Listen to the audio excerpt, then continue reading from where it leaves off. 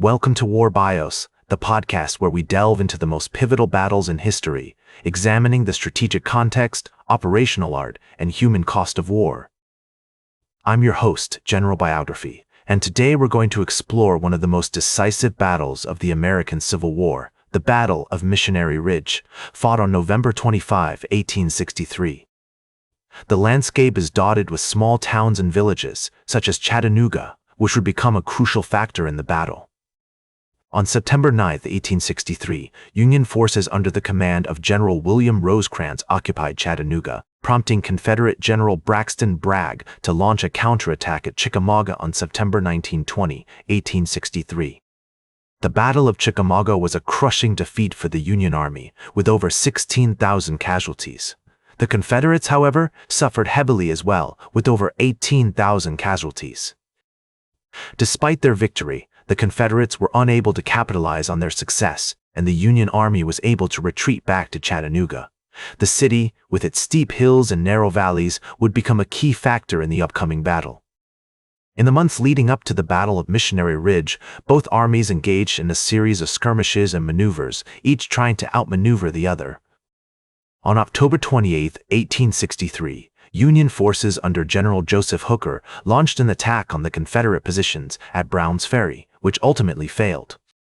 However, this attack did succeed in opening a supply line to Chattanooga, allowing the Union Army to receive much-needed reinforcements and supplies.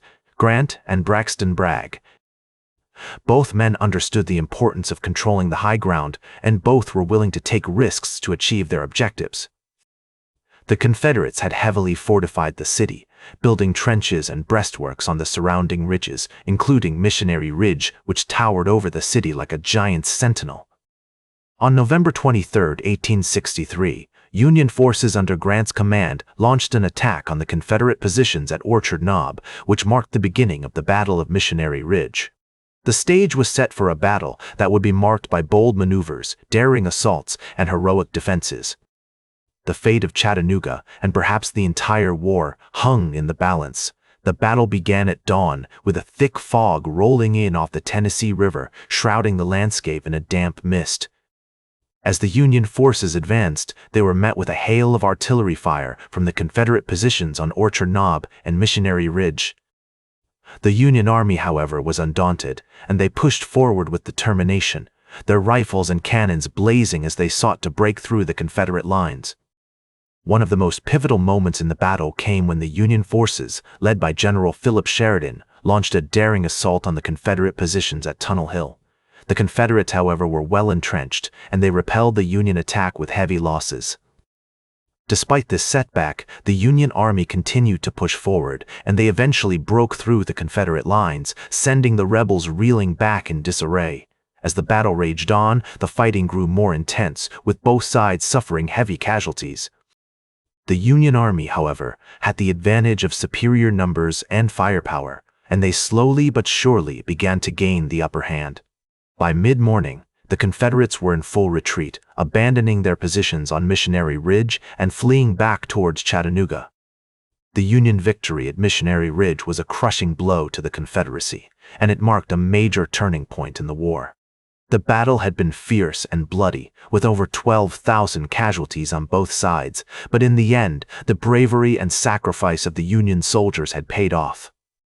Grant, who said, "The Battle of Missionary Ridge was one of the most impressive sights I ever saw.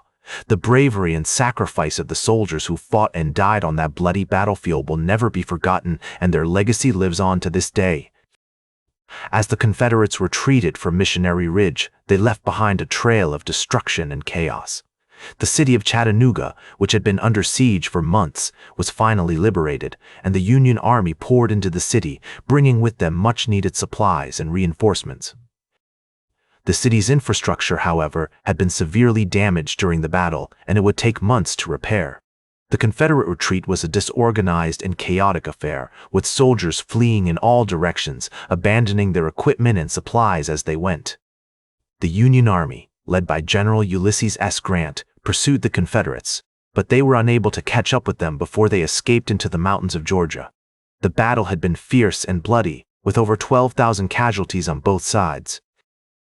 The Union Army had suffered heavy losses, but they had emerged victorious, and their morale was high. The Confederacy, on the other hand, had suffered a devastating defeat, and their morale was at an all-time low. In the months that followed, the Union Army continued to push deep into Confederate territory, capturing key cities and strategic locations. The Confederacy was unable to recover from the loss of Chattanooga, and their defeat at Missionary Ridge marked the beginning of the end of the war. Today, the site of the Battle of Missionary Ridge is a national military park, and it is one of the most popular tourist attractions in the country. Visitors can walk along the same trails that the soldiers walked, and they can see the same vistas that the soldiers saw during the battle. The park is a testament to the bravery and sacrifice of the soldiers who fought and died on that bloody battlefield, and it serves as a reminder of the importance of preserving our nation's history. The bravery and sacrifice of the soldiers who fought and died on that battlefield will never be forgotten, and their legacy lives on to this day. In conclusion, the Battle of Missionary Ridge was a defining moment in American history, and its impact is still felt today. That's all for today's War Bios. Remember to like, share, and subscribe, and until next time, I'm General Biography reminding you to keep marching toward victory.